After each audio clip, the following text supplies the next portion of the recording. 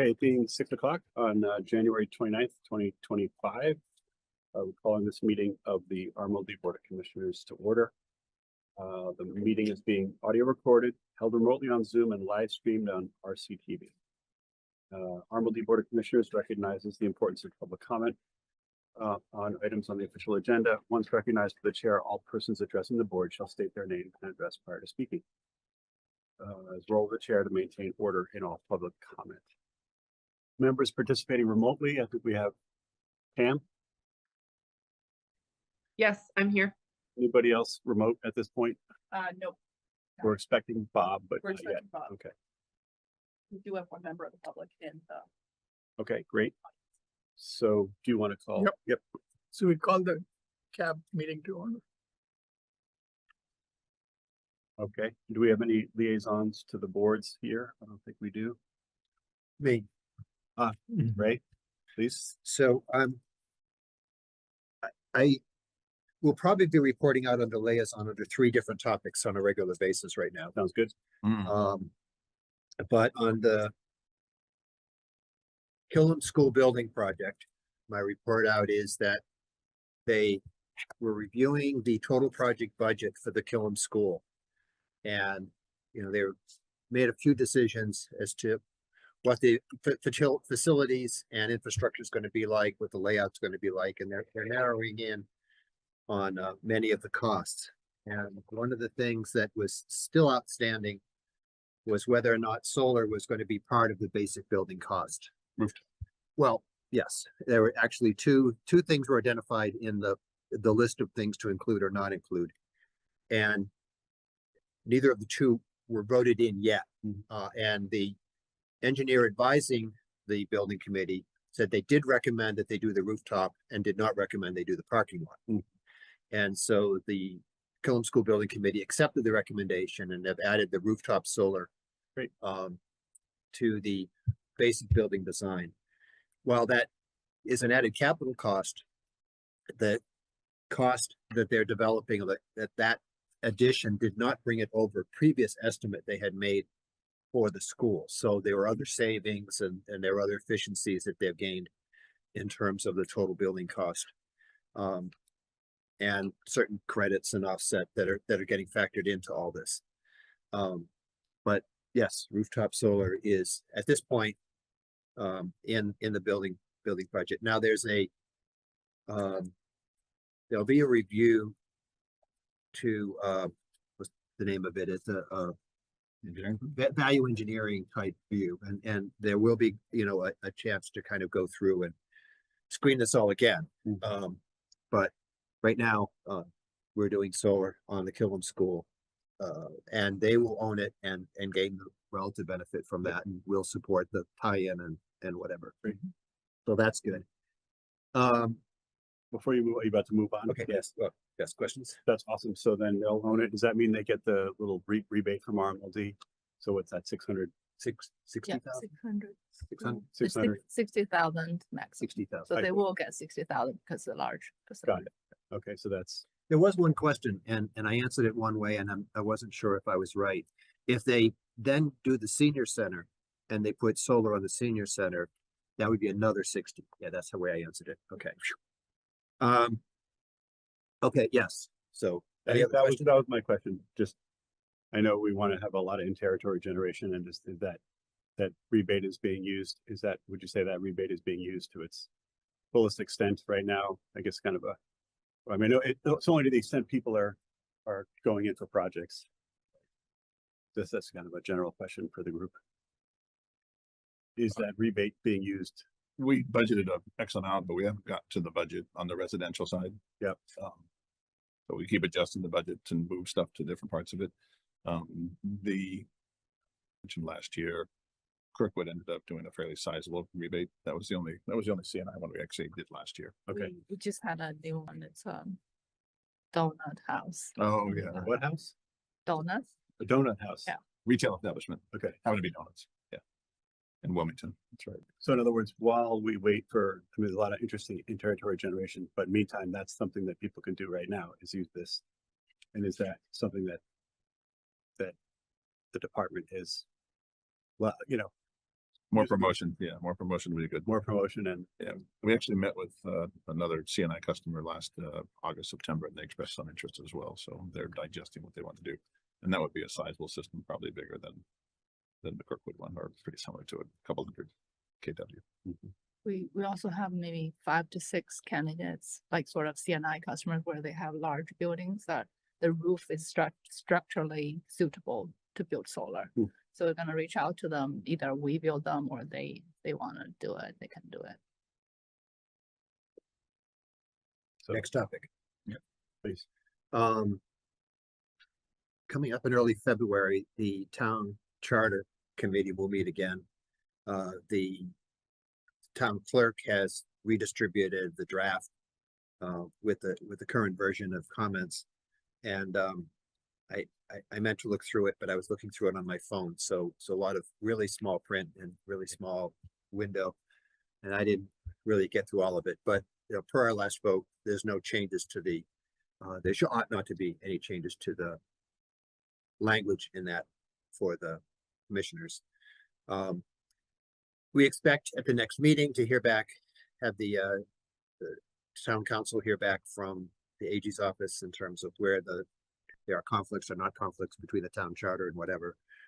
And I will be speaking with Chris Pollard on tomorrow about guidance that he can offer. So, I mean, it's my opinion that there's a hybrid position where some of the things that are recommended, we can and should adopt, and there's some things that are recommended that I don't think need to be adopted because they really don't conflict with the 164.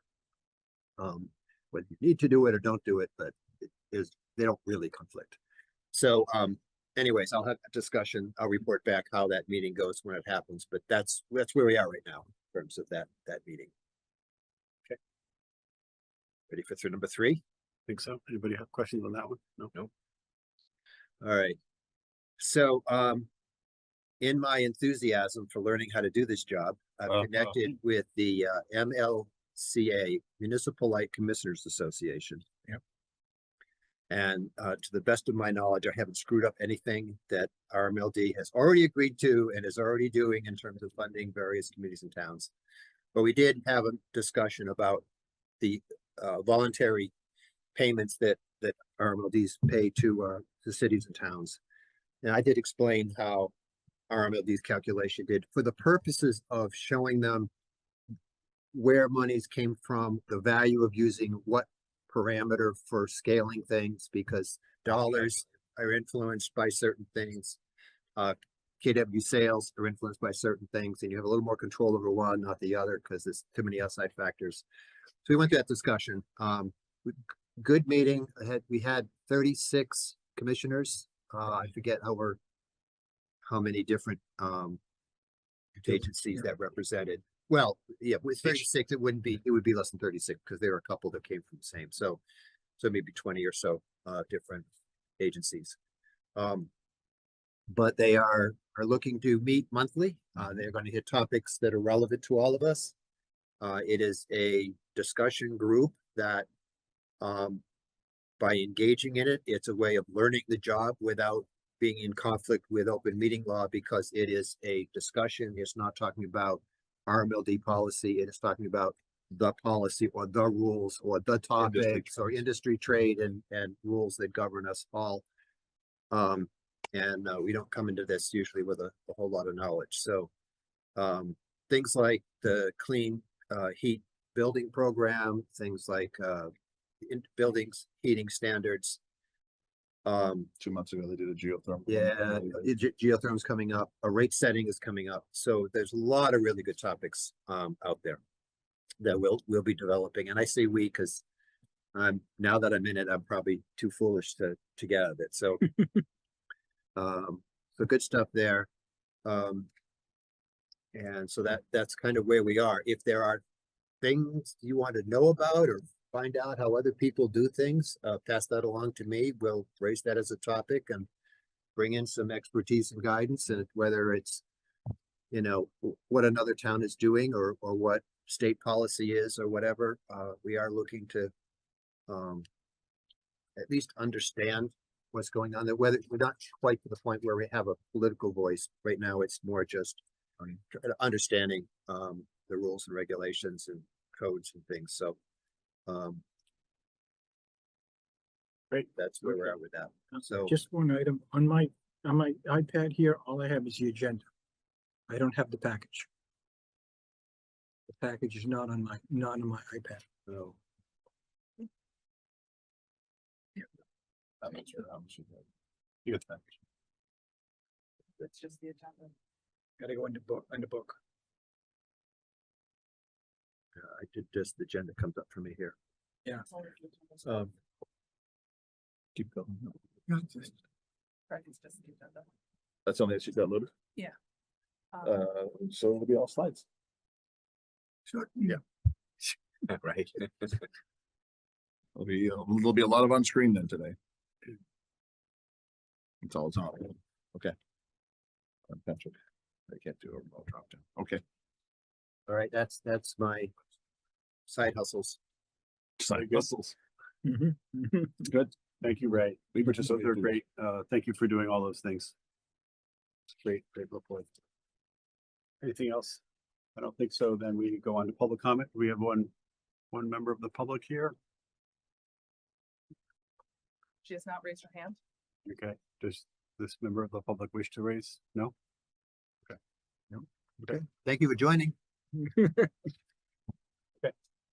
Then with that, we go on to minutes. Okay. Citizen Advisory Board goes first, I guess. Yeah, so can we just get a motion first and then we can have a discussion? I'll make the motion. Move that the RMLD Citizens Advisory Board approve the August 22nd, 2024 open session meeting minutes as presented on the recommendation of the general manager and the board secretary. We do a motion too, so we can. Do you want to? Let them approve it first. Yeah. And then I'll do the motion. In case there's any kind of changes they want to make. So actually on that, I was not here for the meeting. So if there are no changes, I'm happy to vote in agreement for approval. Mhm. And if there are going to be changes, I'd like to know about it before I vote. Sure. So I checked with Jason. Jason's fine with the meeting minutes. Tim, are you fine with the meeting? Yeah, I was at the meeting that time. There was Yeah. nothing.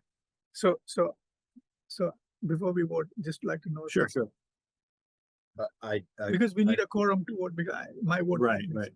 Do you, all right, so do you want to do a motion in a second? And we, Usually do the I mean, I think, Jason's reviewed it, I've reviewed it, I have no problem with it, I'm willing to make the motion on my side and do the CB, have no issue if we make a. No, please go ahead. No, because, please Okay, I go just ahead. don't wanna- I Yeah. just want to make don't sure that, overstep. no, yeah, I don't, Right. I thought, All right, so I'll make the move of the RMLD Board of Commissioners approve the August 22nd, 2024 open session meeting minutes as presented on the recommendation of the general manager and the esteemed board secretary. So that amendment I approve. oh, I have a second on that. Second. So, I thought Eric did a good job and, no, I don't, unless any of you have changes. No, I or have no edits. amendments or changes. Yeah, so Ms. Pacino, aye. Reporter, I. And Vasco I. Talbot, aye. So that's Okay. 4-0 with one absent. thanks. Oh, sorry. Yeah, no, We so- waited you No, first. no, it's okay. No, fine. That's Yeah, okay. We missed the order in the minutes. Just small, I. Kim would die. Vivek's in. I just wanted to be proper about Yeah, this yeah, yeah. because, Okay. thank you. Totally good. All right. Okay. Which brings us to, OPEB policy. Okay. So this OPEB policy, again, we have a program of reviewing every 3 years the various policies that are in place. Back in May and June of last year, we updated the policy 19, and the goal of that was to move all of the responsibilities of the BOC into one document, because it'll spread across 30 documents. And so this change, the only change on the OPEB here, we're not changing the program, not changing the policy. The only thing we're basically changing is we are removing the roles and responsibilities of the board from this policy, policy 8, because they now already appear in the policy 19 that we approved. So basically, we're just deleting them out of here because they now exist in policy 19, which is so purely an administrative change. And we'll be doing this on a regular basis because we couldn't do them all in one fell swoop. And you said we do this every 3 years, right? We're supposed to go through each policy every 3 years. So typically we do we're supposed to be in a habit of doing 1 to 2 policies every meeting. Okay. So we get through all of them. Got it. Yeah. So what's the plan for other policies? So we've got we're gonna keep working through them. Yep. There are several that are that we need to review, like now that we should have done last fall. Okay. And so we've got basically a spreadsheet, and I don't know which ones we're gonna do for February, but we'll do probably 2 in February. We'll just get back in the mode of doing 1 to 2 every month. We've got to get through them all, and part of the things that we are going to recommend as we look at them, there's over 30 policies. Some of them we should probably either incorporate elsewhere or delete, that they're not really relevant as they once were. But we'll make recommendations of each one individually. There's just it's a unwieldy number. Dissolved policy. Like we did. We're Dissolved policy. We've done we actually have done a couple of those in the past 4 or 5 years. There's a lot of good policies. I don't remember which ones, but we have it recorded. I have an email that says Bob's gonna attend remotely. I don't know, has you picked him up yet? He hasn't come in. I did re-email him the link with. Yeah, I got the same email. Good for He them. sent all of us. So these edits are, so standard thing, we do a quick summary, we do the clean copy, and then we do the red line copy. So the only change here is board stuff. We're actually deleting them from here because we already moved them to policy 19. Okay. So it's the stuff on the red line. Okay.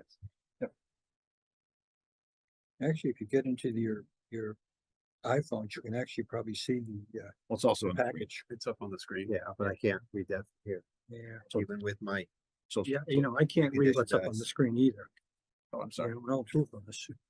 Oh, okay. I mean, that one's even better, but Sorry. I'm I better. apologize for them not. But if you're saying it literally just moves things to Yeah. somewhere else, then This one's purely administrative. There's no Yeah. there's no content changes to it. Okay. On this particular one. Other ones in the past, we've obviously on the policy 19, we spent time walking through that 2 meetings, but this one, no. I mean, based on what you're saying, there's not really much to think about here. Yeah. Right. So, I mean, This is an overall- administrative process, and it's just the VOC. I mean, based on what Greg's saying, are you? Yeah, I'm You gonna guys make ready the to motion. vote on it? Yeah. I'll move that the RMLD Board of Commissioners approve policy 8, other post-employee benefits. OPEB, Mhm. closed parens, liability trust fund, revision 3, as presented on the recommendation of the general manager. second, Ready for a vote? Yep. Okay, in favor? Ray Porter, I. Ms. Pacino, aye? Howard, aye. Gastelakis, aye. 4-0. Yep. Great.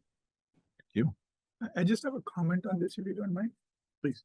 So this is just a comment just for recording for the action down the road. Mm. Okay. So since I just was looking at the OPEB numbers and the liabilities for the pension and the OPEB liability.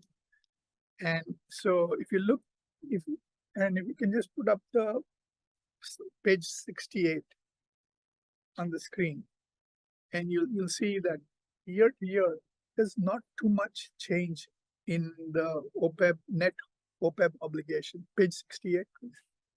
Of the whole PDF. Yeah, it's Yeah. the statement of net assets. Oh, It's about, yeah, there you go. Yeah. If you can just blow it up a little bit. Yeah.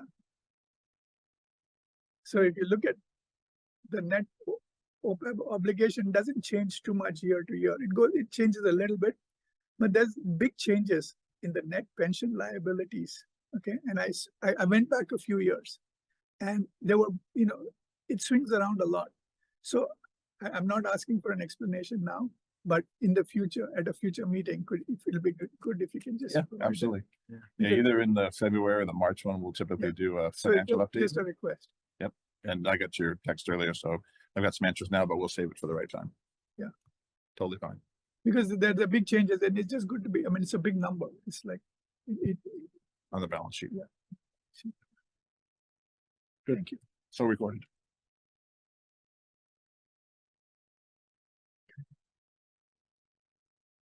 Are we ready to move on to Megan's presentation? Okay. Thank you. Got it. So that's Greg's. No, it's Chief's coming. Yeah.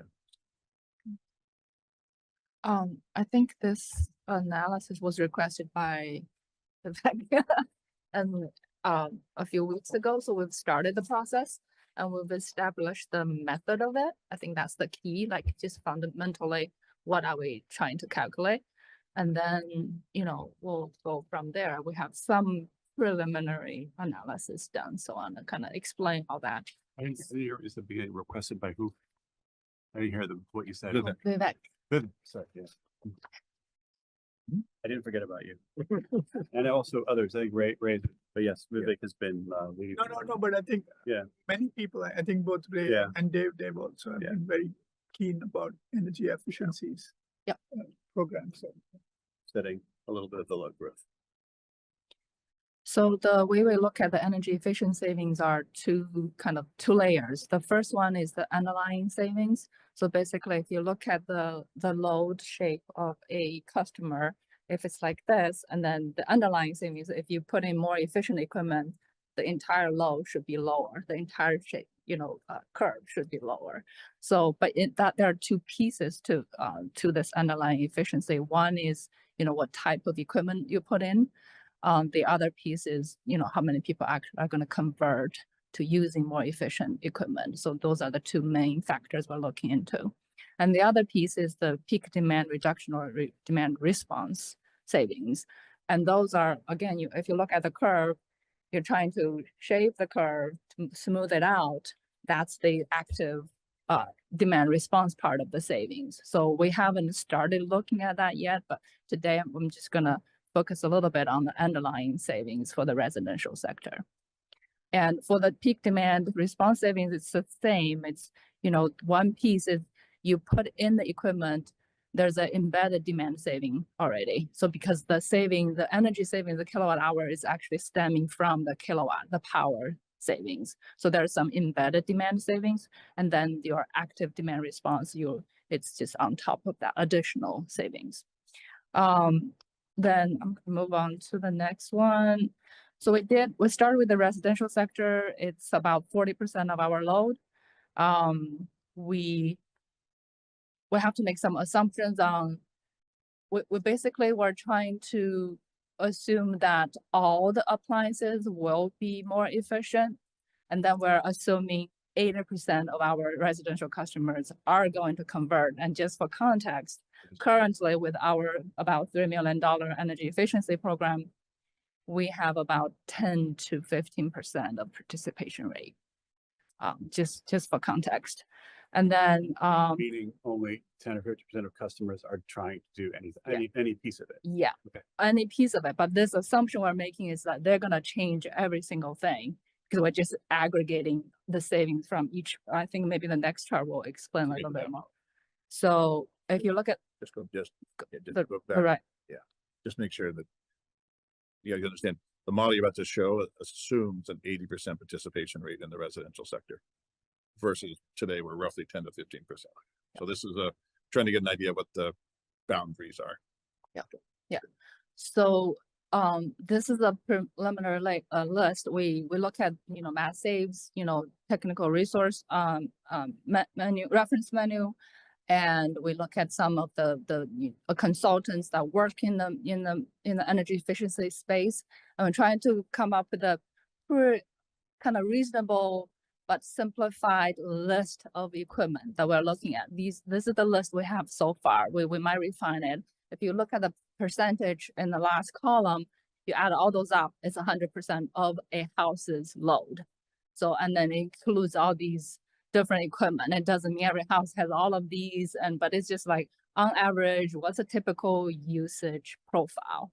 And the column next to it, to the left of it, That's we are just applying that percentage to the total residential sector load of Reading territory. So just to give you a sense of where the allocation of the different type of equipment usage is. And I'm gonna go back here just to kind of explain the overall preliminary result we come up with. With all those assumptions that I just explained, we think the conclusion is there's probably 10% that we can achieve in terms of underlying energy savings In residential. in residential sector. And then to translate that into megawatt hours, about 25,000 each year. And then for comparison, that saving, that reduction is about 4% of our total load. Okay, you're saying residential is 40%. And so you're doing 10% of that. And so 4% of the total load is that's a number, right? Assuming 80% 80% So participation. that's the potential for, That's the kind of the upper bound. probably the maximum potential. Unless those folks are already doing those things, but they haven't actually thought to go to the RMLD program. Oh, which it uses doesn't, assay. this is not considering whether they get a rebate or not. It's just pure energy savings. Actual load. But it assumes that they haven't already done a lot of those things, which they might have done. And we don't know if they have already done those things, right? Right. So the savings could be less, Yeah. actually, if we, This assumes that they haven't done it, but that they then do it. yes, And I would guess that just in the normal course of people's buying new refrigerators, replacing, yeah, it's already happened for a lot of it, I would guess. Yep. But so that wouldn't really be achievable, probably, right? Not that it has to be. With 10% isn't, it would be, It's probably, it's theoretical. it's theoretical, it's at the high end. Yeah. But I think the key thing is, this is an estimation of the potential of such a program. if it was all incremental and had 80% participation, correct and correct. And that they hadn't already done it. Yeah. But just not. Yeah, that's the Right, incremental, right. yeah, exactly right. well, yes, you can say that, but also our savings, like, calculation is based on the most recent 3-year energy efficiency plan of the IOUs. Hmm. And that's from 2025 to 2027. So efficiency improves all the time. Yeah. You know, the assumption is that, so there's a little bit of offset of that. Okay, and then we put that conclusion in the graph on the left. That's what it is, like the different, the bigger category of appliances and equipment in the house. That's kind of the proportion of the savings. So it's HVAC and other is the big, Other is a big, yeah, other is very big. miscellaneous, yeah, many different little things. So EVs would go in there. EV is not, this is only from electric to electric. EVs would be incremental on top of this total load. Yeah, So the EVs are not in the analysis right now. yeah, there's no like more efficient EV No, charger. there isn't. We're not talking about that. Got it, okay. You have HVAC being the base, but That's, that's, yeah, that's like if Uh, you have a electric air conditioner or electric heat pump, actually this is more about electric heat pump, right? Then now you have a more efficient model, and that's the savings that you So, can achieve. so Megan, if you compare, like, there's an organization called ACEEE, right? There's an Mhm, association that deals only with energy efficiency. right? yes, So what do they say about, is this like a ballpark number that's consistent with what they claim is the potential for energy efficiency? a in great the question. residential sector? It's- yeah, it's I'll worth checking. check on that, yeah. I think it'd just be good to check with that. Yep. Because you're doing a model based on those kind of numbers, right? Yes. So you're taking mass save. Yeah, and so ACE, they are national, so they look at like across the country, like some averages or whatnot. But they may have some and regional And information. Mass Save is our Massachusetts, Yeah. yeah. But yeah, I think from the, like the technical savings, like for this equipment, what is more efficient? I think that would be another good Yeah, because like you have a source. pool pump here, like I don't know how many people have a pool pump in Massachusetts. I mean, it's more like in out south, right? South and west. I mean, I think the goal is to go even a little bit higher level because there's so many variances from house to house. Yeah, And yeah, so that's where the direction we're trying to go, like not to get into the weeds or go into the rabbit hole, like, okay, how much is it? 3% or 3.5%?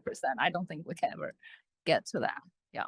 But the ballpark 10% is, I'm pretty comfortable with it, but I'll definitely check with the ACE studies. They do studies every year. So the last piece I will just kind of say is the next steps. Like I said, that embedded demand savings should be the next one because we're looking at the appliances itself already. And then we're gonna look at the peak demand reduction. That's gonna be very interesting. That will also highly depend on the participation rate. And then we'll move on from residential to the commercial and industrial sector. This sector is way more complicated, just different facilities, different buildings, different equipment, different usage, right? All the, yeah, well, again, we're gonna kind of go down the rabbit hole a little bit and then come out of it and try to have some high level categories of energy saving potentials. That's pretty much it. I think, you know, people are interested in this topic. I think the end goal is for us to actually think about our program design, energy efficiency program design, how to increase participation rate. I think that's probably the key. Yeah, and actually about this, the key thing is customer engagement. Mhm. Participation with customer engagement. Yeah. And it's a question of business model, right? Because right now, if it's total outreach, if it's just a utility and a customer program, if you have, like in other cases, I know there are examples where you have third parties that, like, if you just look at Mass Save is an example of a third party that is helping utilities and the customers figure out, energy efficiency. So if there's ways to use a third party, I'm not saying, it's not a simple model, but it's worth exploring if we can use other people to help us here. I will say that Massive is a $4 billion industry that employs thousands of people. And they do have they do have higher incentives. So for Reading, for RMLD, right now we have a $3 million budget for the E program. So we need to think about, okay, with that 3 million, how much participation we can achieve. And if we want to reach higher, then we have to increase the rates to collect more fund. No, but So there's my a sense is there are municipal utilities across the country. You have some in California also, right? So I'm sure they're also looking, California is pretty much of a leader in a lot of these programs. So it's worth seeing if there's something we can learn from them. I think that's so two things. One is, the stepwise program that Megan and her team have been pushed on is a good example of a third party participating, but not getting them helping us make it happen, but not creating a barrier between us and our customer. Exactly. And I think the other element, the recommendation you've made in the past and you're making right now is, lessons learned from other utilities. So we're very active. We're becoming more active in APPA. We're more active in NEPA as an example, some lessons there, but trying to learn from what other people have done from industry participants. And then an example like stepwise, third parties, as we talked about last meeting, there's a bunch of partners. That partnership piece is what we're trying to focus on. So other companies learn lessons that they have, lessons that they have as well. So lessons learned are going to be important. well, and I want to get back to energy efficiency because when we talk about stepwise, we're talking EVs. And if we talk about Adobe, we're talking heat pumps, which are kind of two different things here. Well, there's a whole bunch of things, but it's just, there are a bunch of things, but we're talking about home energy efficiency. And can we get savings out of that when it only makes 40% of our load and only 10% participate? What value are we going to get by reduced load if that's the rate of participation? And if many people who've bought equipment in the last a lifespan for appliances now is only about 10 years or 12 years, 10 years for refrigerated. which ours is about 30. So, and it is hanging by a thread, but it's also not electric. So if my, Refrigerator, oh, your situation, I'm sorry, yeah. well, the refrigerator is, but not the stove. So, you know, how do we, which is where I think they're trying to get from us, so if we can stay focused on the home energy efficiency.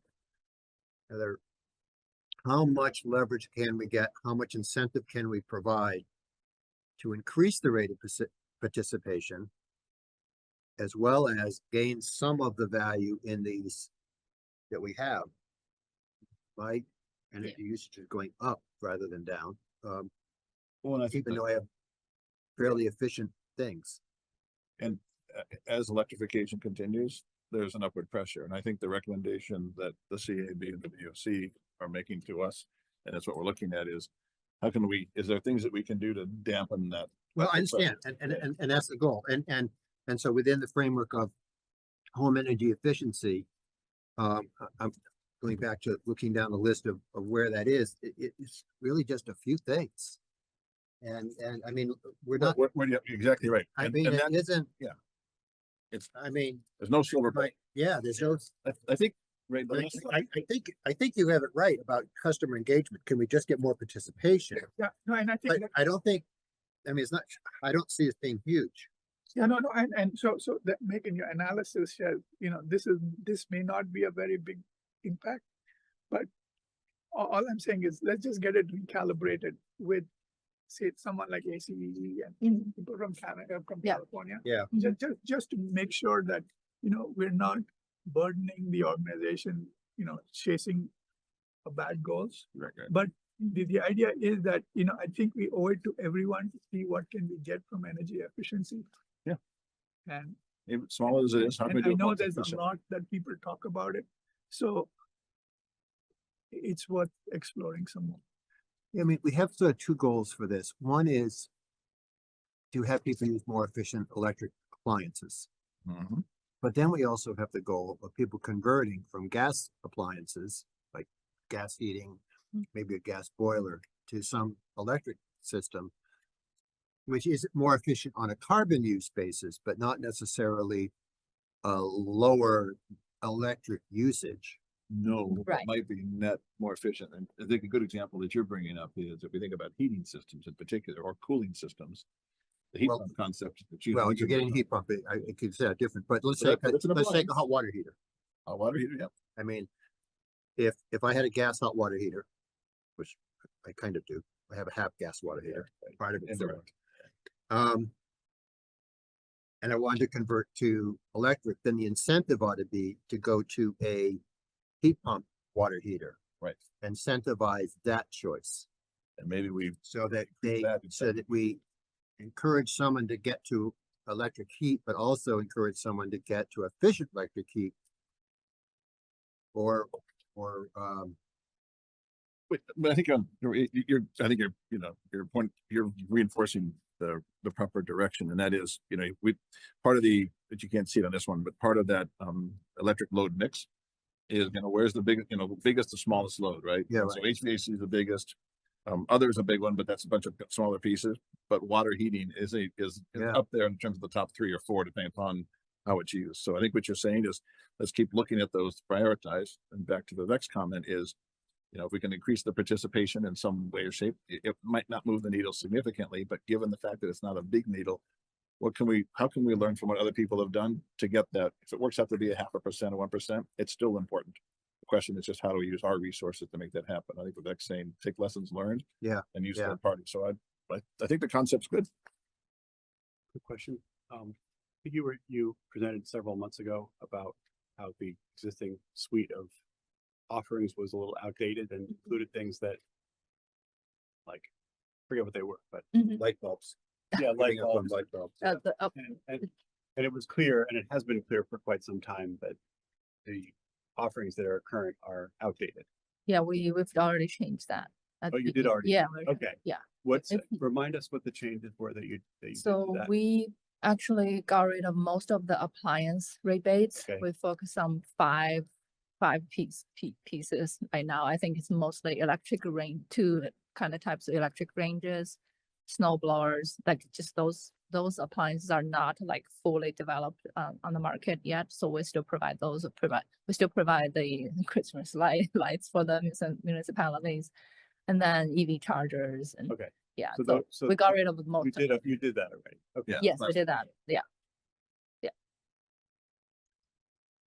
And well, so any other questions? I don't know. I think this is good. Thanks. I think some of this can roll into goals. And I'd like to bring that up in discussion on good. goals. Sure. Yeah. And Uh, you oh, talk, there you go. You talked about efficiency, but then peak response and demand, it's related, but is that a separate presentation or is that a? Yes, we're going to do that analysis and then we can report back on how Okay. much, That wasn't meant to Peak be dem- for tonight. no, Oh, okay. next steps, this is the next steps. Oh, okay, excuse me. And that's like cost savings, but not, you're just shifting the energy around. You're Yeah, just Shifting energy use around, but you're reducing Yeah. the peak and reducing Yes. costs, but not energy. Not, use. not kilowatt hour per se, I got would it. say. I was only looking because it said energy efficiency and peak Yeah. management, but Oh. tonight was energy efficiency. Peak management will be another time. Yes, and also just the energy efficient equipment in itself has some demand reduction potential. We want to look into Because it's- that as well, just to have that full picture. And I also, just following up on something from before, what is the total budget for that solar rebate for the residential? And for the I was gonna mention this, so we have $3 million budget right now, but that All the- actually covers everything, cover all these energy efficiency rebates, heat pump rebates, and solar rebates. Okay, 3 million altogether. Yeah. And how much of that got used last year? Uh, Roughly 2 million. probably over two. About We're still two, closing out last year a Sure, little bit, But, yeah. but people significantly underutilized it. Yeah, previous year we were at the $3 million mark. We used all Okay. of it. Yeah. This past year, didn't. And can that amount be filled by any of those buckets? It just depends what people use? Well, so, Or is there a certain amount reserved for each type of?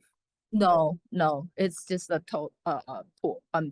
So, But we are making major changes to the heat pump program. Yep. So that $1 million will be quite easily Would be- spent if people really kind of, so in other words, hypothetically, if nobody used solar, but everybody bought whatever the appliance is and did 3 million worth, it could be 3 million. And conversely, if nobody did efficiency, but did $600 a kilowatt, that 3 million could be filled up by the other thing. yeah, Okay. yeah. 3 million and last year was only about 2 or a little more.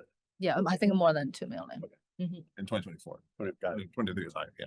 And why was it so significantly underutilized? If it was in previous years had been, It's mostly the CNI sector, very little participation. but you said in earlier years that it had been fully spent or nearly so. Yeah, well, so remember over the past 4 years, we went from 0.3% to 0.4% to 5%. So we made the size of the budget higher. So Okay. we have more dollars. So we were utilizing it. And we're realizing that as we continue to move the program forward, we're gonna, I won't say run out of cash, but we want to keep the pool larger. Okay, so the reason that it was underutilized is because the budget was larger, but the actual Par- utilization is about the same. Yeah. No, so we have to take a look at it. We actually, Yeah, I can report on the that would be- stats that would be after we good. close out 2024. Yes. I think also at some point, you're gonna hit a ceiling. For sure. Yeah, With we people also have a, Done it in year They've one. done We're not gonna do it in year two and year yeah, three. we also have a You're gonna cash steal flow something. issue, Yeah. right? We collect the what, 5-10% yeah, each sure. month. Right. So some months we actually in the red because we send out more checks than what we collected. So that's, it's a balance. Yeah, but That we're would not have- worried about monthly numbers, right? We're just, No, not really. I'm just saying like, so we tend to have a little bit of reserve just so that when Sure. we do Well, need of to course. issue I checks. think to your point, David, I think there is an element and of outreach, correct. Yeah. and I think with a new marketing and outreach director, we can kind of spin that. Yes, we're definitely. And do some more things in terms of outreach, but yeah, I think to your point, I'm glad we're growing the pool. If we're not using all the money we collect, then we should develop some incentives to do that. But yes, I get that. there's some things that don't provide us value or people are gonna be doing anyways, because they see the sticker on the device, the Energy Star sticker, and that's the one they're gonna get, so. Where we can make some better encourage people to make some better choices. Ranges, hot water heaters, Those two, being among the and- two top, and AC and furnace. and that. I mean, those are the big loads. And yeah, and that gets into the whole conversion from oil and gas to heat pumps, so I consider that a Yeah, no, and I think part of my original request was not just the residential part, but the CNI piece Yes. also, because the third party players can actually be much more engaged on the CNI side, because like, if you have like a large commercial building, people go and change out a lot of the thermostats and, and you can put in more controls and that you can find Think- some savings there. As we said it last, Bob said it last week, bigger bang for the buck. Yes, I'm with you. Good recommendation. Okay, thank you. Great, thank you. We're gonna jump to, I think the next item on the agenda is, PM update. Yeah. Yeah, perfect, okay. So quick update, I usually leave this for the very end, but we're gonna focus on goals after this. So our RMLD team, very kind of back to your point, as I think I mentioned, earlier this week. So, under Megan's leadership and a lot of support from the HR director. So we've hired in the past couple of, these are recent hires in the past couple of months. But replaced 2 of the IRD, and all of these hires are replacing existing positions. So IRD specialist, IRD analyst, and also part of IRD is the customer service specialist. And then also a line worker. So each one of these are replacing somebody who has gone somewhere else. Sorry, Greg, can I just interrupt? Is this, are your slides in the packet somewhere? I don't see them. No, they're in your email package that came. Oh, no, they're not even in They're the not in the email. package, attached not in before. the- oh, I'm sorry, these aren't. No, I will, so can you see our screen? They're not. I can't. I'm not sure if it's something that can be shared, but that's fine. I'll just listen. And if it could be emailed out afterwards, that'd be great. Let's see. Yeah. I guess you didn't email it to Yeah. Okay. Yeah, My the package apologies. was emailed to the group, the heading is there, but not the content. Right, Yeah, okay. the content not there. So basically, it's 2 slides, Pam. The first one basically is talking about team members. So in the past couple of months, the team has focused on filling out some of the positions. So back to some of the programs that we've been talking about that are IRD specific and Megan's team. We now have individuals who are motivated, interested in these topics, so that is starting to come into play. In addition, we had talked before about the control room. That's a very important position in the organization. We man that 24/7. We have an open position there. It's a challenging position because it is, you're literally, they are 8-hour shifts in the control room. So you're looking at computer strings and answering phones, et cetera. It's a different kind of job. And we staff it. We don't have people on call. We actually staff it. Back to the comment we just talked about relative to outreach. So our marketing manager is hit the ground running and is, as a couple of you guys have already commented, is doing a good job, but we need to provide some additional horsepower behind her. So this was part of the structure that we put in place last year, but we created a marketing communication coordinator. We had built that into the budget for 2025. And then also, we are interviewing for a system engineer position. As you guys remember, last year, we took one of the engineers and promoted him to be the assistant director. And so that's where we are from a recent pipeline and hire perspective. Right now, in January and February, our goal is to get them all done by the end of February, are the reviews for those. So that there are certain members that actually do annual reviews, other ones they do intermediate step evaluations. But for the ones that are all views, our goal is to get those all complete by the end of next month. And keying off of some comments that you guys made earlier this week, right? Training, communications, and growth development. That does sound familiar. It sounds familiar, doesn't it? Yeah. I took good notes. And that's actually part of the program, particularly in the training and the career development. There's a thing called the career development, programs that have languished a little bit. We're gonna streamline them because they gotta be kind of, they became unwieldy, but Yeah. it's important from particularly the new guys to say, you know, what's the progression look like? So, Yeah.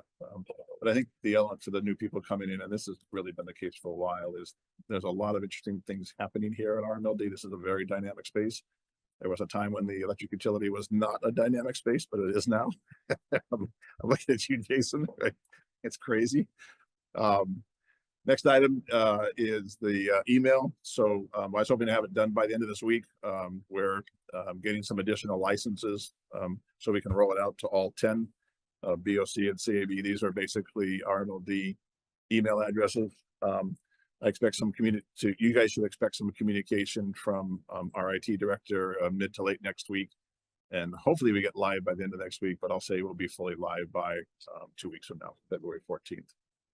So since we have Megan here, with the new people into your group, they're getting oriented, they're getting training, you've been working with them and they're understanding their jobs and everything, and you're getting the support you need to get them through that process? Yes, All right, yes, okay, I'm very happy with the team right now. all right. Yeah. And since we have the HR director here, I'll direct your question that way. With the marketing and communications coordinator coming in to support our marketing communications director, I know we had a conversation, maybe you can share with the group. I'm excited about that person and the role. Can you talk a little bit about how that person and role has evolved and what you're looking to do with the coordinator? So I can You may have to come up with the Yes. microphone. Just go with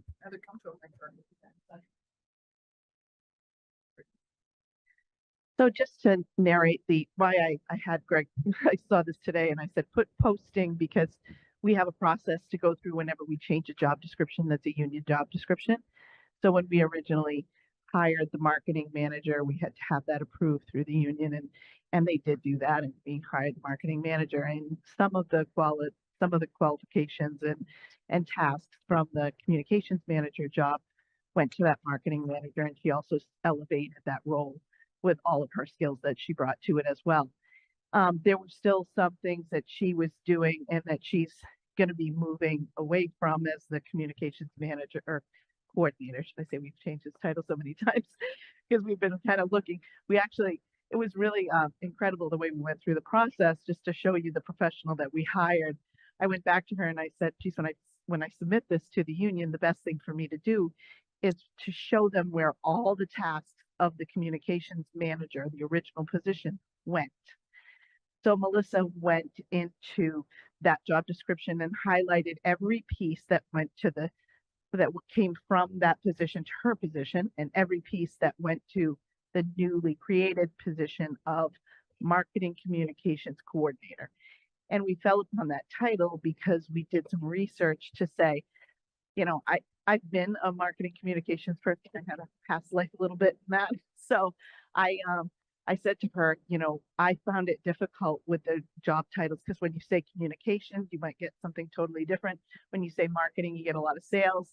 You know, we want to have somebody that can write, that can also do a lot of the, you know, marketing, driving these programs that we, you know, intend to do at RMLD. So we crafted that. Megan and Melissa really crafted that job description. And right now I say posting because we do still have to go through a final approval where Greg has it on his desk now for the final approval to then go to the union. And then the union will look at that and see that it's satisfied to have met all the things. Did I miss anything, Megan? And the union input is just so that they know that those skills are there, that the staffing, I mean, they mainly are interested to make sure they're not losing staff. Right. So that the skills yeah. are still being supported and that they're still getting staff to cover that. They're not losing. not losing the work itself as Right, well, right, you right. know, Yeah. because they do want to retain the work that is covered under their contract. Sure. And I think that's important so that nothing gets outsourced without, you know, that. just to clarify, so you know, we have 3 unions. The majority of people are member of our unions, but our focus as a group, as a team, is to focus on serving the customers. So while they're a participant, they're intended to be a partner of us. Yeah. They're not our audience. They're, No, I understand. And just for my own clarification, just I'm still learning. there's a I- contractual. I'm process. doing a lot, but I'm still learning. No, it's all good. And this is why I just want to make sure people understand. Yeah. When we talk about the union stuff, because it here, it's a partnership. It's not, Yeah. it's not an antagonist. Yeah, There no, are- and there's that's what soft- I'm hearing, that you're engaging them so that they understand that the work is still in-house and they're just dividing who's doing it. Absolutely. But our real focus is again, back to by Yeah. having the structure, is to get the outreach to the customers, back to what, from Beck and Dave and you have been prompting all Yeah, along. right? yeah. And the feedback's been incredible with Melissa joining, because she hit the ground running with our event right out of the gate, Power Week. And she engaged the full community of people here to work with her, including myself and others. And we met weekly, we had tasks, we all chipped in, and everybody really developed a relationship with her very, very quickly.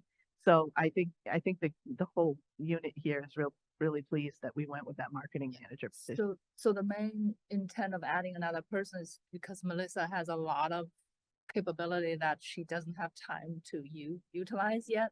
So she was on the ground running all these programs that were kind of halted because of all the changes. But now we're ready to for her to actually be the marketing manager, to be more strategic and planning and all the bigger things. And we're also engaging more with legislators, regulatory agencies and all that. That's gonna be in her house. And then this person will really support her to be on the ground and doing all these. Local community engagement. Good. Yeah. In the jumping on the theme of local community engagement, my past life is climate advisory committee member. I did talk with them. And so in local community engagement, I would encourage the coordinator or Megan, Melissa, to touch base with them so that they can, if a message wants to come from us out to the community, work through them, if they can echo the message. There's some other community groups too, but at least certainly, and join one of their meetings and say, here's the programs that we're talking about to the community, whatever of the different things that she wants to talk. Maybe there's an event coming up. She wants to just encourage her to talk to that group. As I spoke with them recently, they thought that was a good thing, good connection to make. And yeah, my brief interaction with her, she's awesome. So collect DNA and start growing it, because we'll need. That's a strategy I haven't thought of yet.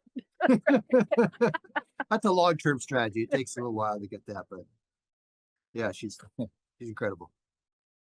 Okay. All right. Thank you. Thank you both.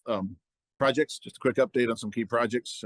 We talked about these at the end of last year, but on storage systems, you guys all know we were starting in 2017. We have a 5 megawatt, 2-hour system in station 3. And over the past year and a half, we've been working to add a total of 20 megawatts and another 4 5-megawatt systems. 2 of them are going to River Park. It's actually, there's equipment on the ground as we speak. The goal is to get those commissioned by March. There'll be another 10 megawatts added to station 3.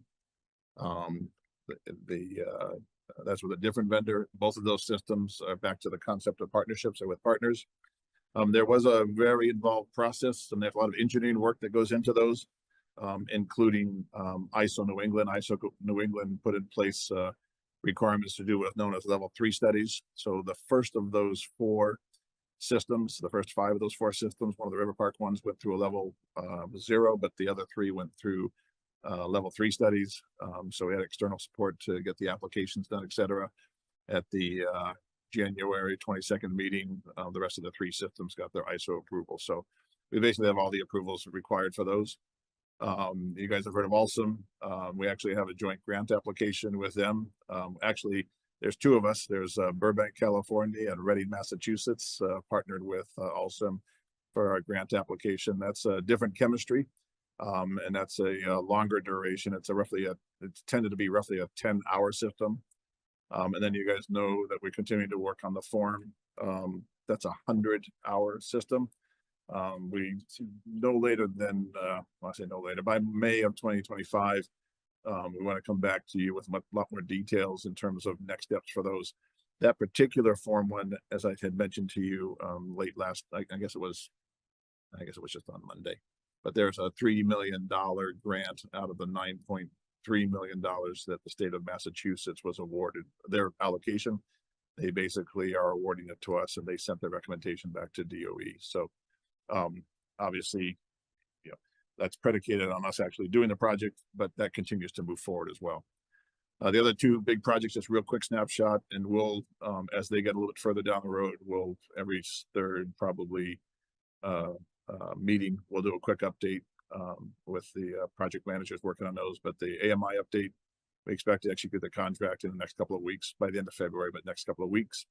The team's working on the initial order. It's about 33,000 meters, just to give you guys an idea of order of magnitude. The intention is to have all of those, well, the first 600 to be installed by early fall, September of 2025, and then the balance of those to be installed ideally in a 6-month period, maybe 6 to 9 months in the first portion of 2025, but all of it to be fully commissioned ideally in 2026, but early 27 at the latest. That's a prerequisite to some other projects that we're working on as well, which we'll talk about later relative to internal platforms. And then Station 6 update, transformers that we ordered literally a year and a half ago. They were finished a bit early back in November and December. There's 2 of them. They are supposed to be delivered in February. We'll end up putting those in Station 4 while we finish the prep of Station 6. There's quite a bit of activity happening now, so we'll start bringing pictures. By the way, that picture on the screen is the River Park Station, so you can see that's a week ago. So there's actually equipment that's being placed already in the River Park system. But relative to Station 6, probably the key, it's going to be a late 26, early 27 full commissioning. We're connecting to National Grid's 115 kV network. They've got to do some power. They're doing some grid tower, transmission grid tower work in that area on their 345 kV lines. So it's going to be probably a 2026 event by the time they're ready. But hopefully by that point in time, all of our build will be done, ready to connect once that's done. So those projects, the AMI and the Substation 6, you'll hear more and more about them, but they're now very visible projects. That's a quick update for GM updates. Again, this is just a quick snapshot. I'll make sure these get sent to you or get included in the package so you guys have a full, and they'll be part of the minutes as well. Any questions? Big picture. Okay, that's join. Great. And you have them in as okay, perfect. Thank you, Dave. Next agenda item, review, or not review, but just comments. Not comments. How do we write that? Well, just that we had your review meeting on Monday night. Yep. I think the meeting itself speaks for itself. It's hard to sort of summarize because there were 5 people and it went on for 90 minutes. So I think it's, I don't know, we could summarize, but it probably, we don't have to. I think the meeting. Fine with me. Yeah, I think we've go to goals. It'll be good. Yeah, sure. Right. Does anybody else want to? I'll send you the package. Yeah. I just have a general comment. I think, historically, the CAB has never been involved with setting goals for the general manager. Okay. And I think in the spirit of how we've been engaging, I think it's, at least speaking for myself, and I think maybe for you guys, I think it's a good sign that, we are being asked to participate.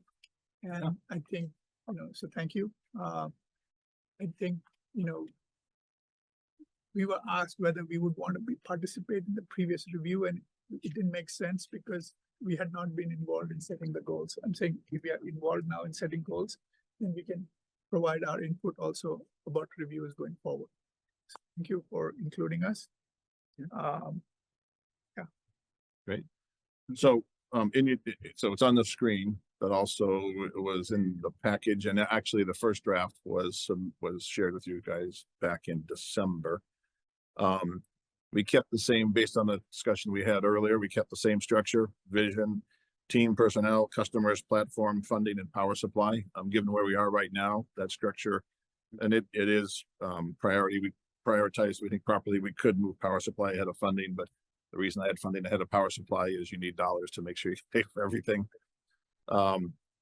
We made some refinements to it. The vision, I think the difference that we had, I shouldn't say difference, but no change from the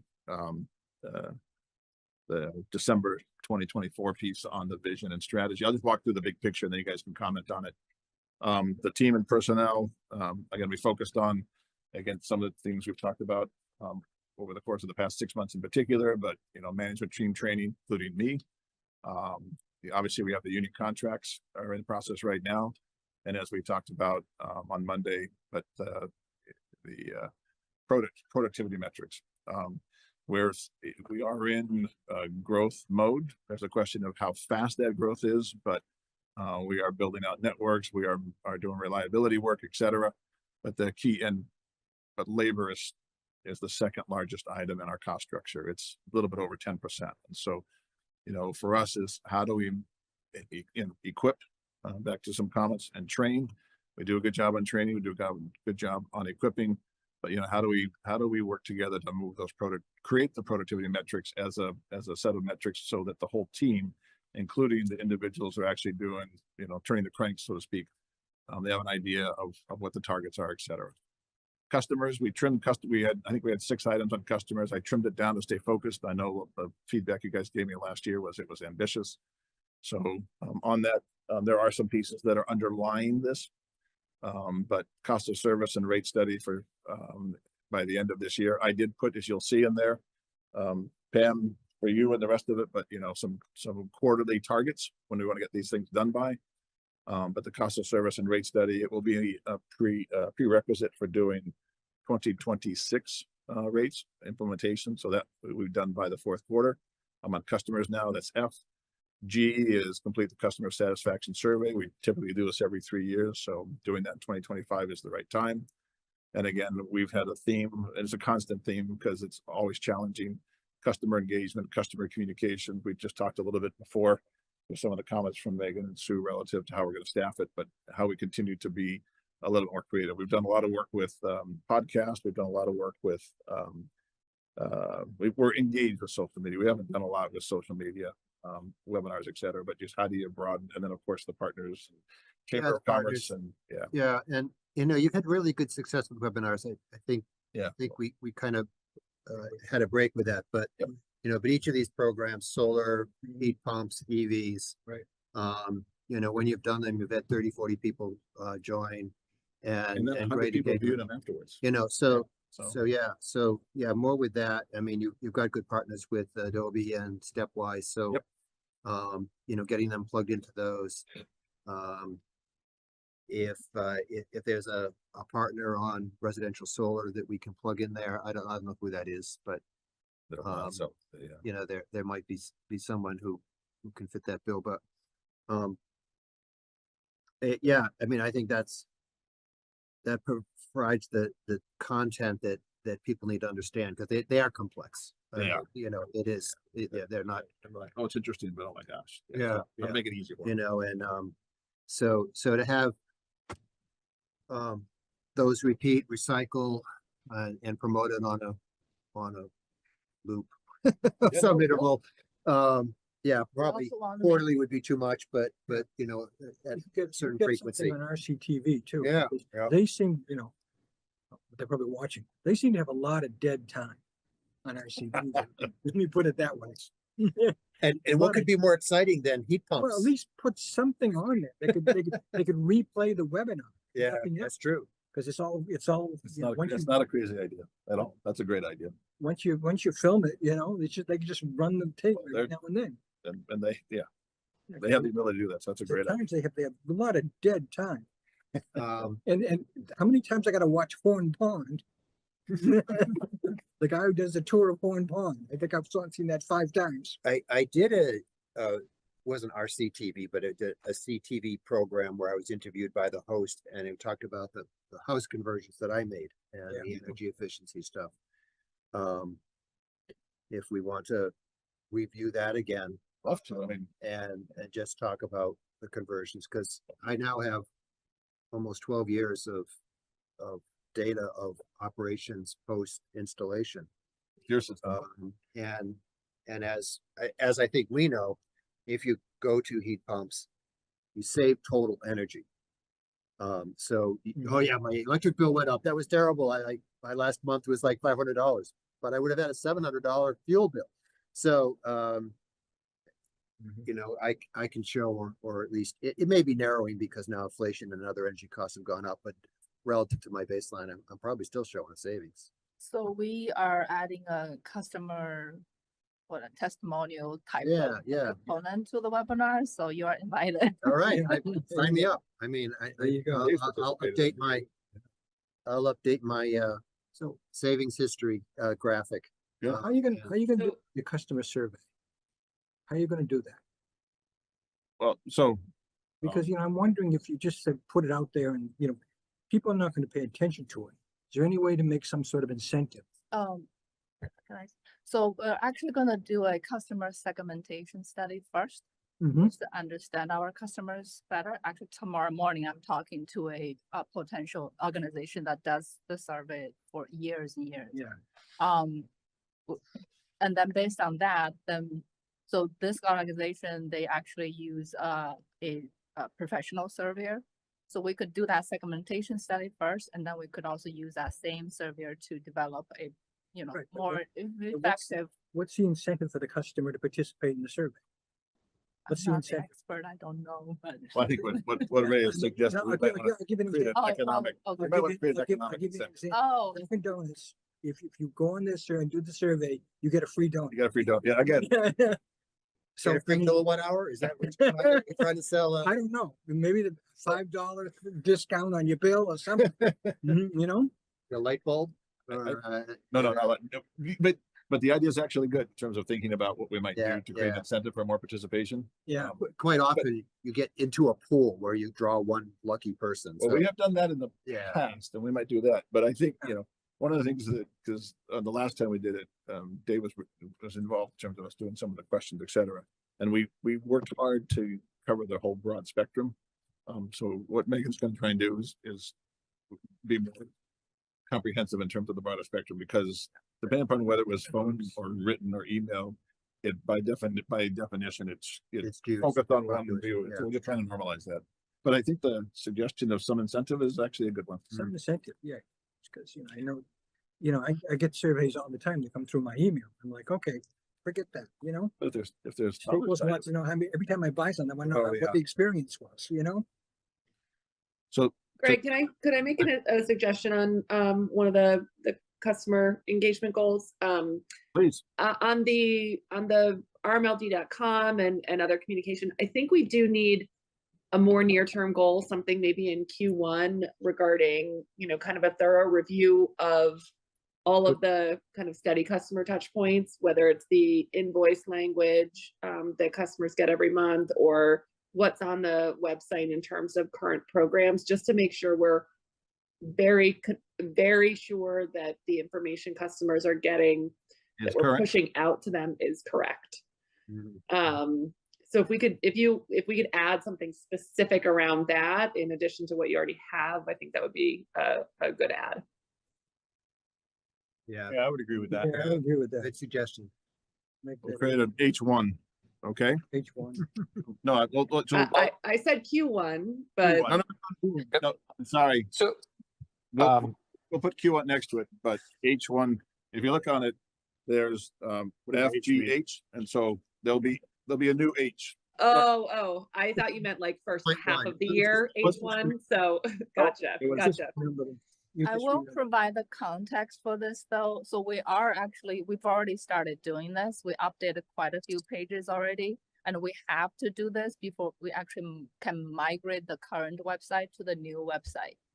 So Q1, It's perfect. It'll be achievable then. I just want to make sure that we know that we're doing it quickly and that we're being responsive to some of the questions that have been raised.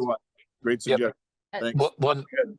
one other item that you have is always an explanation of what your bill is. And, you know, on both IOU websites, there's a pretty easy to navigate to bill explanation, right? So you can see what your charges are And I think if you have an explanation of what your charges are, then people can obviously go into the next step, like, well, what can I do to reduce a charge?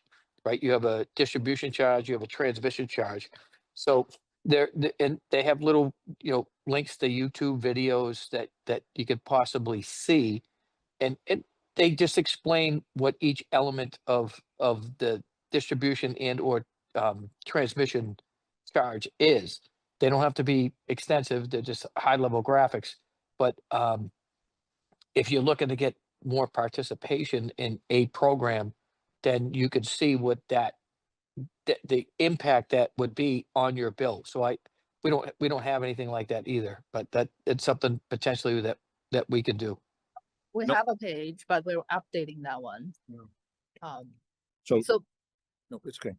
So Bob, we do, I think the suggestion you have is to add explanations. We do have a detailed page. It's got a lot of pretty colors on it. But we put it together 2 years ago.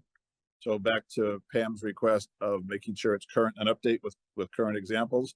Right. And then your suggestion to add to that, which is things that you might be able to do to reduce that portion of the bill. I think that's a Correct. That's a great suggestion. Yeah, it's really good. Great suggestion. And another one could be how many customers are getting communications I don't know what the metric would be, but it could be how many are enrolled in constant contact and getting the peak. I don't know how many people get that now. on your over list? 2,000. 2,000. Okay. So there was 30,000 meters. Yep. So there's obviously room for growth in people who receive the emails with the peak warnings, assuming they're going out. So I think setting a goal of greatly increasing that number, because we know how much impact it has when people do act on the peak. So I don't know what the metric would be, but to put some kind of numerical goal for putting some effort into increasing, it could be the number of people getting those emails. It could be other things. I'm not sure what those things would be, but especially the emails. So in terms of goal changes, I've got Pam's H1 goal. And tied to that is adding the explanation that Bob just mentioned. We'll probably have to do a little bit more exploration in terms of how to change the email contact piece. 100% with you in terms of our goal is to reach out to more of our customers in whatever medium. I don't want to put a specific I target understand, on it. but I understand it's easy to say and harder to do. Nevertheless, if there's not a goal, then okay, maybe you fall short of the goal, but at least we're trying to go beyond 2,000 when there's 30,000 meters. So that's all. Yep. And then it could mean using committees and whatever to, kind of put the word out a little more aggressively. Hey, please sign up for this. Please sign up. This is why it's important.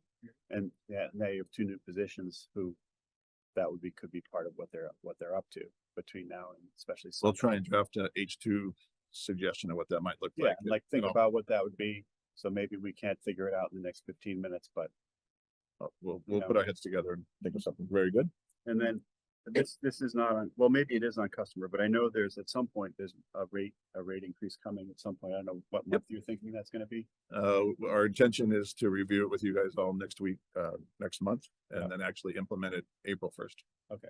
So, and we talked about a little this on Monday night, is that although I know AMI will enable all kinds of things, there are ways, and the TOU rates have been pretty antiquated now. The same TOU formula has been in place for 10, 15, 20 years, something like that. Yep. The same, I enrolled, I guess, 15 years ago or 10 years ago. Nothing's changed in it. It goes up a little bit. I think the delta between off and on is pretty small. And then we know that the hours are not the same hours that we're actually experiencing the peak. We know we have AMI data from industrial customers right now. There's a lot of things that could be done. So why not get something done in this rate increase?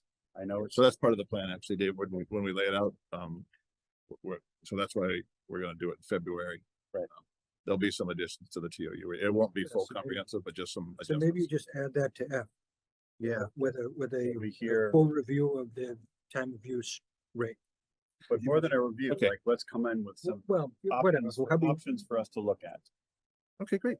Yeah, with So- options on, okay. No, that's fine. well- However you want to word it. Should be So- part of that.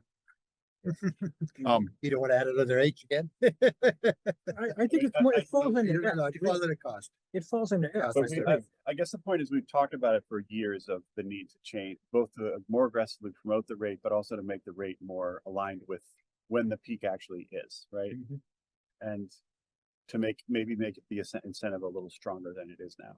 So it should be possible to do things between now and when. So I'll create an F1, we're adding goals now, an F1, and we'll make it, no later than the second half, so second quarter of 2025, but to enhance the time of use, rate structure. I'll put something along those lines. Now, I'll just share with you, we're gonna do this when we present it to you in February, so I'll be happy to add it and we'll get a check mark for it. Good check mark. So you were already planning to do something. Already planned. Okay, all right, because when I talked to you, it wasn't clear that you were gonna do, I thought it was across the board, you were gonna propose. No, it's not across the board, and yeah, so none of the rates, it's not across the board, Okay. bottom line. So I can either add it or not, but we're gonna talk about it in 4 weeks. Okay. Do you want me to add it or not? I don't care, I'm neutral. I want to add one more. Wait, before you add one more, please. Okay, remember, your feedback last year was too ambitious. Right. So I'm just trying to be So careful. this is more about adding specificity, I think, and that's all, but also not being unrealistic. We don't want to be unrealistic. I do want us clarification. Yeah. For the F. So we plan to do that. We want to do the overhaul. Yeah. And then one consideration is if we change rates too frequently, the customers might not like it. So I definitely want to have that rate discussion maybe next month, but I'd like to have a conversation about when we actually implement something Sure. without disrupting I customers. understand, we don't want to make it too crazy. That makes sense. So the February thing will be our normal annual adjustment, and we'll make some fine tune adjustments to the TOU. Okay. And then as Megan mentioned, right, F is a much more comprehensive piece, and that will also correspond to, as we talked about before, MDM and AMI being implemented in 2026, when we can do a much more comprehensive piece. And just to tie into it, Vivek has been appropriately persistent in terms of lessons from other people. So part of our goal with the AMI project is to take lessons from people that have already done the AMI, what's worked, what hasn't worked, right, and what lessons can we learn. So that's all part of that F. I'll create an F1 underneath it for the refinement of the TOU rate. Okay, Vivek, another one. So coming back to energy efficiency. So like you said, if you measure it, you're going to track it, right? So I think help decide where would you park an energy efficiency goal, because, and it's not clear as to, you want to reduce the load or you want to make load shifting. I think what you really need to do is think about how other organizations across the country are basically trying to set goals for energy efficiency for a utility. Okay, so I think that the task is defining a metric that's appropriate for RMLD. So I think that would be a good goal. And then you can work towards a number, because I could say, you could say, if you could say that, you want to reduce resident or, the energy load by 5% over 5 years. But that's not necessarily a good goal. I mean, it should be a much more sophisticated goal. So figure out what's a good way to set a goal. So let me play back, I think, on that one, Vivek. So over the course of the year, right, I'm gonna make this a 2025 goal, but define an efficiency metric, create some target, so a metric, which would be, is it kilowatt hours per household, kilowatt hour, so whatever the metric happens to be, or maybe it's dollars in some form, and then create the metric that makes sense. All of this, so create a metric, establish some targets and the timing of the targets, and overlying all of that is actively research lessons from other utilities, other vendors in terms of what they've done, and put that into the definition of the metric and the targets. Yeah, Does that because make- because there's an energy reduction and there's a time shifting element, right? So it's both, And, it's but energy yep. reduction and cost reduction, right? So I think that is the balance. That's a good way to look at it, but I don't want to be prescriptive. I'm just saying, you know, I'll add that and we'll make it no later than Q4 2025. and where would you park it? I'm gonna park it under customer. We'll make it, I right now have it as H3, so we'll Okay. shift everything down, Alright. but we'll call it H3. Okay. So we've got an F1, we've got an H1, we've got an H3. Going once, going twice. Those old here. I mean, I don't know whether this is a goal, but it's been consistent feedback is about the fact that the planned overtime has been really going up a lot, and it doubled from 2022 to 2024 with line OT on planned OT going from 460 to like $1 million in 2 years since you became GM. So I think, I don't, how to make that a goal of like, we've given feedback across the year about this, and we did again Monday, of how do we say, look, this has to be corrected, and when does that happen? And I don't know, it doesn't have to be necessarily built into union negotiations, because it's a management, you know, it's things that you implemented as general manager that led to a lot of this. So how do we fold that into a goal so that it gets, you know, the costs are not so high as they've been? I don't know. I understand the question, and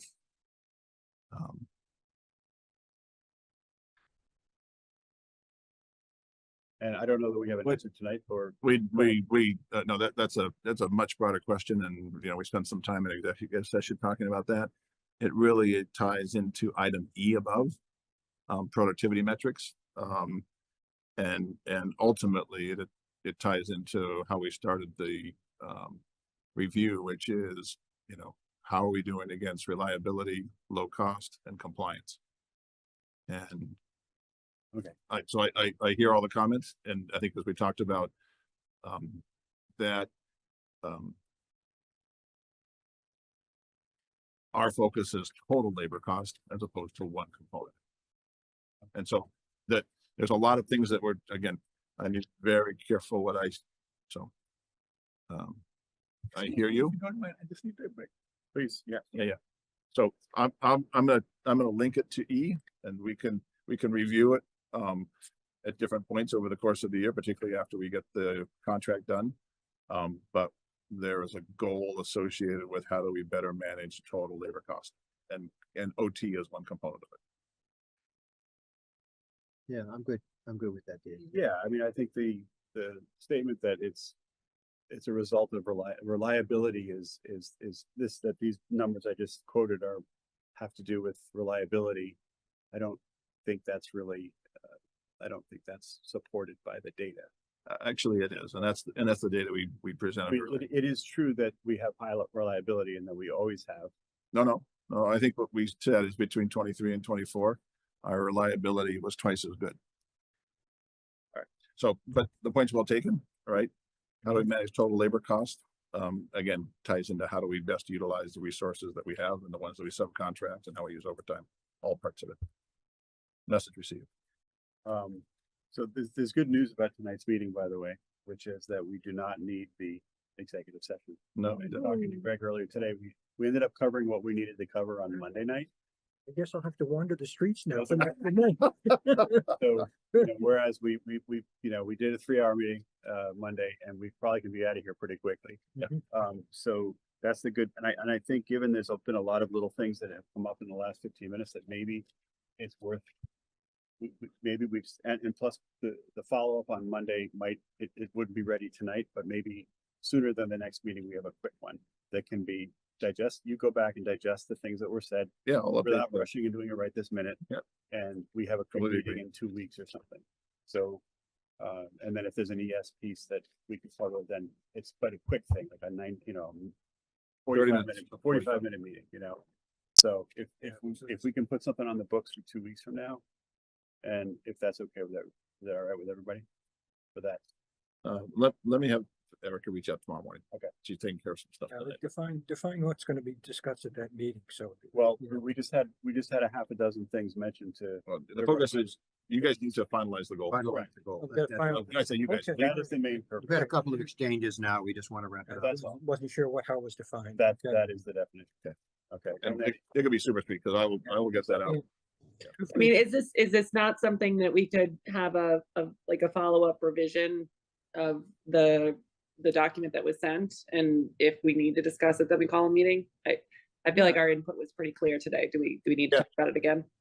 Yeah, Pam, my goal is to take this and then just update this draft, and circulate it back to you guys, and I'll include the cab as well, but it's the board and the GM have to, okay. We confirm. may- To your point, Pam, we may not need it. I certainly don't want to have more meetings for the Right. sake of having meetings. Mhm. I just thought if we want to put a placeholder in case it's needed, and again, it could be a 45-minute Zoom meeting in case we need to look at this as a group. Because we can't in email You go can't, back and forth with each other and but. Yeah, understood. If we want to vote and all that. Yeah, got it. We- Okay. So that's all. Yeah, Again, okay. something quick, and knowing that we're out of here at 7:30 tonight and not 8 or 9 or 10, so I think it would be worth just putting a placeholder date if we can just pick one, and we may not need it for like 2 weeks from now. 2 weeks from now is the week of the 10th. Could we do the evening of the 12th or the evening of the 13th? I can, So, sorry, I missed this. What's this? only because we have a bunch of things we're talking about, just to give them a chance to go back if we needed a meeting. I'm gonna edit the goals Yeah. and recirculate to you guys, and we need basically so technically, Vivek, you guys have provided input, but I want you to see it. And then the board and they have to vote to Yeah. approve the proposed goal. The 11th and the 12th is fine with me, so. Okay. And Right. it's gotta be at night, can't be during the day. Yeah. Not during the day, Yeah. sorry. Yeah. Tax season, you know, I can do the Wednesday. The I 12th, cannot do the 12th. I can't do Thursday. It's just a commissioner meeting for approval. Probably, Yeah. look at it as a group. yeah, Right. we may not need it either. We may not need it, but, If the draft comes out, we're okay with it. right, but we can't vote on email, we can't. Right. right, Right. That's why. well, worst case, we voted, I mean, I'll send it to you, and we can talk about it. Either we can leave, because the next meeting we have scheduled right now, we can either do it the 12th, so we'll pencil in the 12th, it'll be half-hour meeting. Yep. And then, But we'll end up having a full agenda on the 26th. Full agendas. it'll be a full agenda, So let's do the 12th. What time? 6 or 7? 7, 6. Well, okay, 6, I don't care, doesn't matter. 6, Well, going you once, wanna go- going twice, 6, Yeah. 12, Okay, that's a placeholder, placeholder. Person or Zoom? Zoom. It could be either way. We assume Zoom, but it'll be happy to be. Let's assume Zoom and. assume Zoom. Yeah. Zoom. Zoom, and if not, we'll I'll go just, with the 12th. we can always, Yeah, I mean, we we can just, always get the conference room and then yeah, down there. I think Zoom, Yeah. I think okay, well, is a placeholder if we need it. there's a lot of things going on. As you say, it's things, the utility is more complex than it used to be. Mostly, our meetings are not. Okay. You know. So you've added one more meeting to my time. Well, Instead of two, I got 2 more meetings, now I got 3. You see, you're trying. Drag. we're gonna double your stipend. Double my stipend, Right. yes, All right, are we done? Yes, we're sir. done. Hard contest date. Oh, does you have the question? I didn't Yeah. see. Did you have a question? Where, is it on the screen? There's 2 dates of the grade 4 art contest proposed dates. Oh, they're right here. I'm sorry, they're in the motion. So, March, thank you for the reminder. Scheduling. So Tuesday, March 25th or Tuesday, March 11th. Is there, so this is what we do every year. And, this is the high school art contest. Is this the high school one? Or is No, this- it's elementary. Sorry. Is this elementary or is it the high school? Great. I get Type it of- wrong. Okay, thank you. It's elementary. So- And they're posted in the board. So, Okay, we'd love to have, ideally 2 of the commissioners Yeah. join us if at all possible. I'm in, You're in.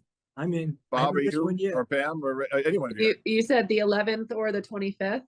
Correct. Is it both nights or one night? I think we're gonna do it one night. Yeah, we're gonna One get back night, to all one 4 night. towns? Wow. Yeah.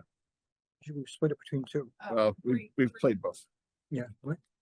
Yeah, both of those are okay for me, so I can be one of the participants. I also attended last year, so if somebody else wants a turn, totally fine with that too. Yes, I also, I'm available both of those nights, so Great. whichever one you want. Yeah, that was a great event. It is a great event. I'll have Erica tomorrow, just close the loop. And if there's 3 of us, that's totally fine because it's a big group. Yeah. So, and it's not a meeting. It's an award ceremony. So I'm worried about the cord. All right. With Thank you. that, are we good? See, I think we're good. First to adjourn. 7:30. All right. Okay. So. Motion to adjourn. Move that the RMLD Citizens Advisory Board adjourn regular session. Tim Wood second. Second, Jason Saltzman, aye. Tim Wood's aye. Vivek Sonia. Move the RMLD Board of Commissioners adjourn the regular session. I heard Ray sign it as second already. I did. You heard me correct. And I heard everybody vote in favor. Ray Porter, aye. Okay, thanks, everybody. Aye. Bob? Aye. Aye. Good night. Good Thanks, night. all. Bye. Bye, Bob. Very good. Turn. Oh, I'm thinking Thanks, guys. Yeah, thank you. I'm looking at the calculated cost and I'm looking at the. Recording stopped.